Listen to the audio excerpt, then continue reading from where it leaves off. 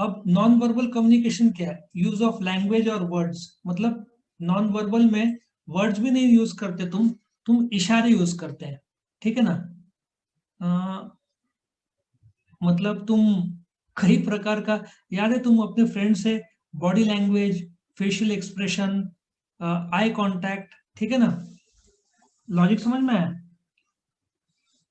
Non verbal में मैं यहाँ पे लिख दूं, thus now is a type of which contains wordless messages like, तुमको यहाँ पे लिख दूं like बॉडी लैंग्वेज, तुमको तुरंत पता, पप्पा नाराज है पता चलता है, माताजी नाराज है वो तुरंत पता चलता है, आई कांटेक्ट, मम्मी बात नहीं कर रही है, साइलेंस, सिंबल्स, फिर साइंस, जेस्चर्स, भूख लगी है तो तुम ऐसे जिस प्रकार से देखते हो, भूख लगी है तुमको, तो बेसिकली बॉडी लैंग्वेज, कई बार पापा नाराज है तो उनको बोलने की जरूरत नहीं है मैं नाराज हूँ, उनके चेहरे और हाव भाव से पता चल जाता है। सबको अनुभव किया तुम लोगों ने? Yes sir. तो ये तुम्हारे नॉन वर्बल कम्युनिकेशन है, ठीक है, जिसमें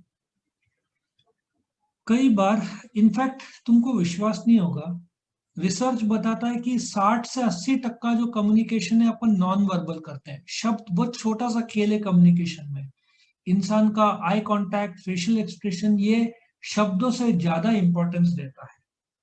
सो फीचर्स क्या है नॉन वर्बल कम्युनिकेशन के? एक तो विदाउट वर्ड्स होता ही है, बिना शब्दों के, बट ये हाईली इफेक्टिव है।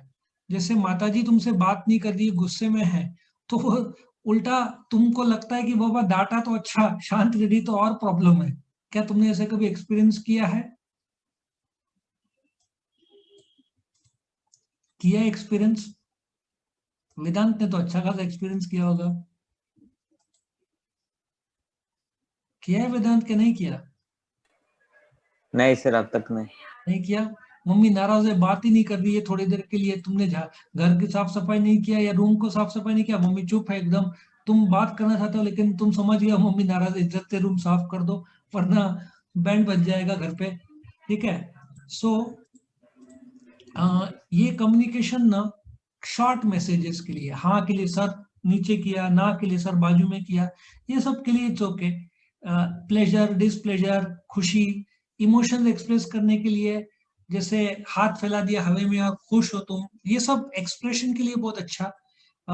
लेकिन जैसे body language, shake of the hand, अभी तुमको पता है जब जापान में जब विजिटिंग कार्ड तुम किसी को दोगे तो वहां पे एक प्रथा है, यहाँ पे इंडिया में कैसे दे और जेब में डाल देते हैं, वहां पे अपमान माना जाता है। वहां पे तुमको कैसे लेना पड़ता है, 2 हाथ, विजिटिंग कार्ड कोई दे रहा है ना, 2 हाथ से लो, पहले 5-10 सेकंड उसको दिखाओ कि पढ़ रहे हो, फिर बहुत इज्जत से जेब में डालो, ऐसे सब मान्यता है वहां पे। मतलब वहां पे जैसे तुमने देखा है जापानीज लोग को आधा शरीर झुकाते हैं वो लोग, ऐसा ऐसे देखा है? हाँ सर। हाँ सर, देखा है। हाँ सर, हो।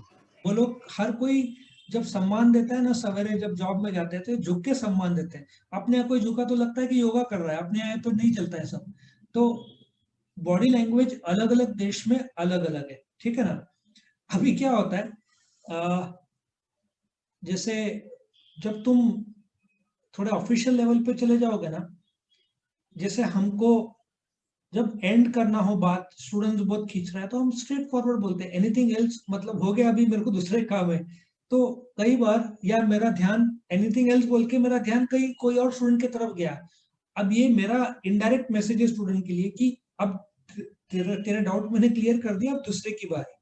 अब कुछ स्टूडेंट समझ में आ जाते, कुछ स्टूडेंट बैठे रहते हैं, फिर बोलना पड़ता है कि कैन यू एक्सक्यूज अस, मतलब दूसरा स्टूडेंट पर्सनल बात कुछ करना चाहता है, कुछ डिस्कस करना चाहता है जो दूसरे स्टूडेंट की जरूरत नहीं है, तो तुम्हारा खुशी, बॉडी लैंग्वेज में स्माइलिंग, क्लैपिंग, ये सब जरिया है। और जैसे मैंने बताया, जेस्चर, हाथ पैर, एक्सप्रेशन में हाथ हिलता है, शरीर तुम मूवमेंट देते हो, पोस्चर तुम्हारा कैसा है, जैसे तुम एग्रेसिव गुस्से में हो तो तुम्हारा पोस्चर अलग रहेगा, कुत्ता तुम्हारे सामने आया तो तुम्हारा पोस्चर अलग बदल जाएगा, ठीक है ना। और बोलते ना साइकोलॉजिकल, नॉन वर्बल साइकोलॉजिकली ज्यादा डेडली होता है, क्योंकि माताजी बात नहीं कर रही है, पिताजी बात नहीं कर रहे, वो ज्यादा पेनफुल होता है एज कम्पेयर टू एक बार डांट के खत्म कर दो ना। डांट भी नहीं रहे, कुछ बोल भी नहीं रहे, वो ज्यादा प्रॉब्लमेटिक होता है। तुम लोग ने कभी अनुभव किया होगा, तो उससे अच्छा एक बार डांट के खत्म करो। बात भी नहीं कर रहे तो ये ज्यादा प्रॉब्लमेटिक हो जाता है। क्या सबको समझ में आया ये पार्ट? Yes sir. वीडियो पसंद आया तो लाइक कीजिए, अपने फ्रेंड्स के साथ शेयर कीजिए, उनका भी फायदा हो, और चैनल को सब्सक्राइब कीजिए। Thank you.